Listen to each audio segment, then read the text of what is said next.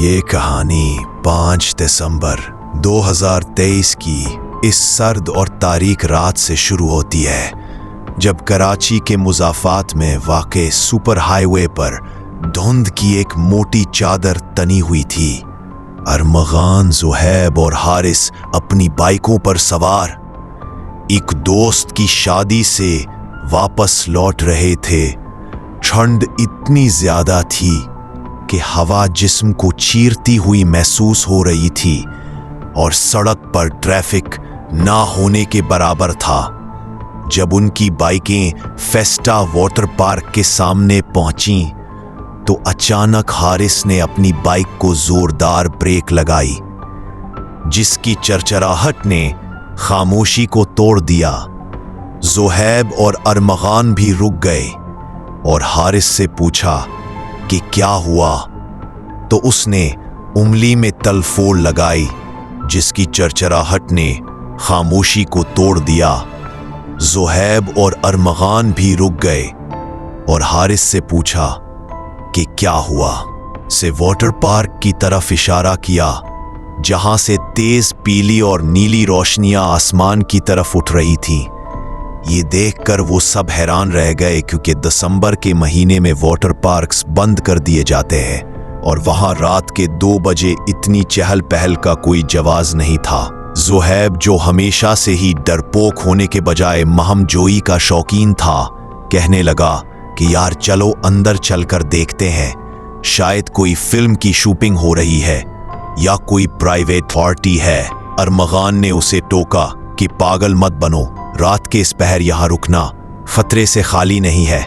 लेकिन हारिस ने ज़ुहैब का साथ दिया और वो दोनों बाइकें वहीं खड़ी करके मेन गेट की तरफ चल पड़े। गेट के करीब पहुंचते ही उन्हें अजीब सा एहसास हुआ, क्योंकि वहां कोई सिक्योरिटी गार्ड मौजूद नहीं था और टिकट काउंटर की खिड़की खुली हुई थी, लेकिन अंदर कोई इंसान नहीं था। काउंटर पर रखी एक पुरानी घंटी खुद ब खुद बज रही थी, जिसकी आवाज किसी नौहे की तरह सुनाई दे रही थी। ज़ुहैब ने मजाक में कहा कि देखो, लगता है भूतों की पार्टी चल रही है।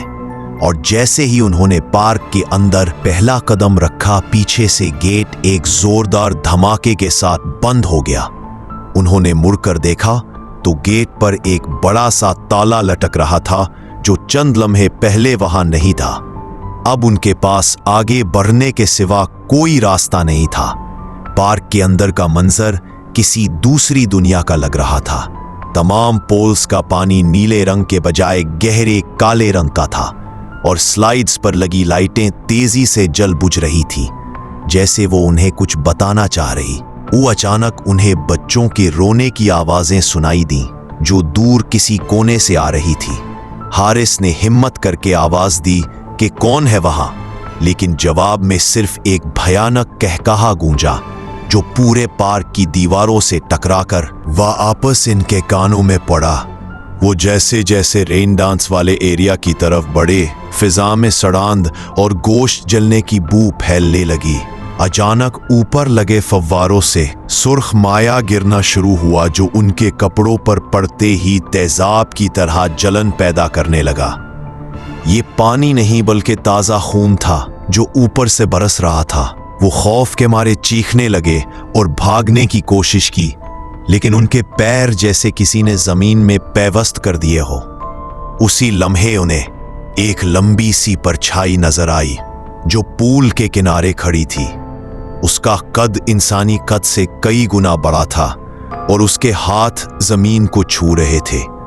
उसकी आंखों की जगह सिर्फ 2 दहकते हुए सुराख थे, जहां से ऊग निकल रही थी।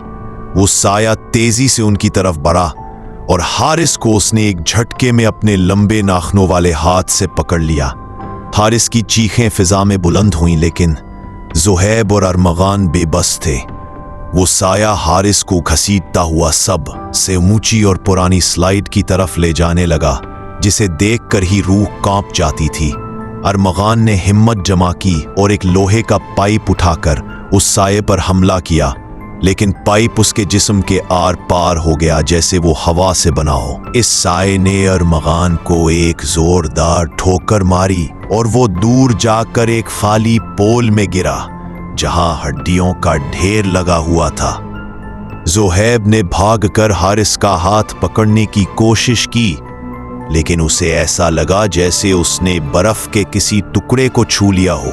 हारिस का चेहरा खौफ से नीला पड़ चुका था और उसके मुंह से झाग निकल रही थी। वो साया हारिस को लेकर स्लाइड के बिल्कुल टॉप पर पहुंच गया, जहां से पूरा शहर नजर आता था। लेकिन वहां से देखने पर बाहर की दुनिया सिर्फ एक काला समंदर दिखाई दे रही थी।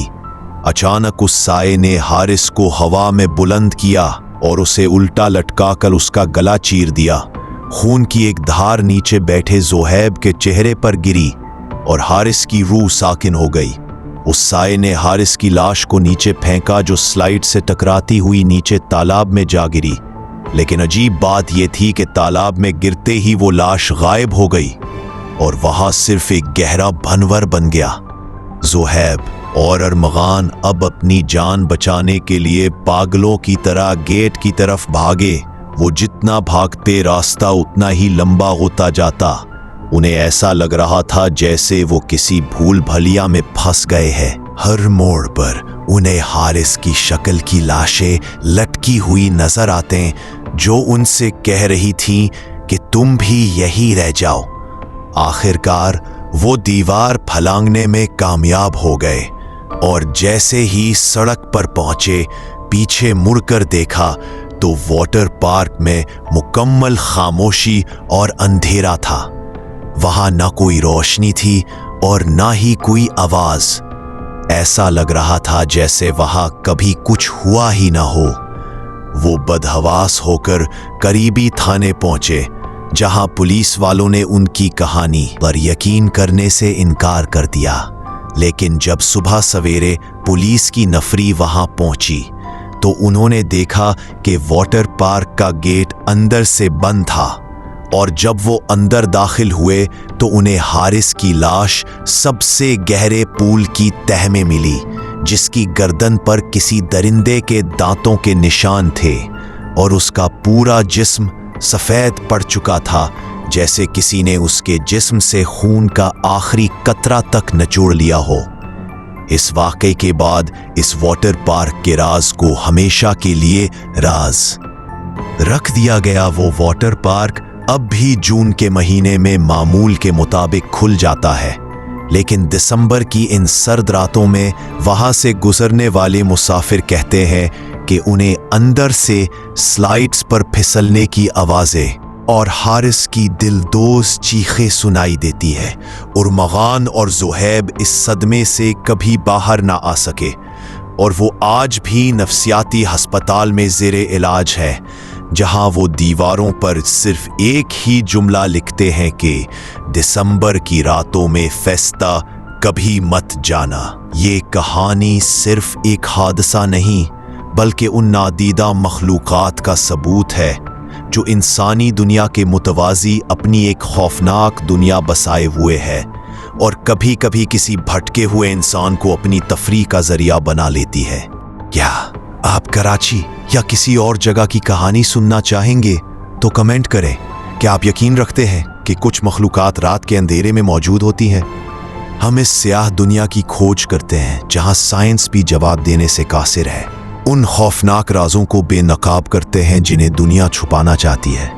अगर आपके अंदर डर का सामना करने की हिम्मत है तो हमारे साथ इस खौफनाक सफर पर निकलें। चैनल को सब्सक्राइब करें और अपनी रातों की नींदें उड़ाने के लिए तैयार हो जाएं।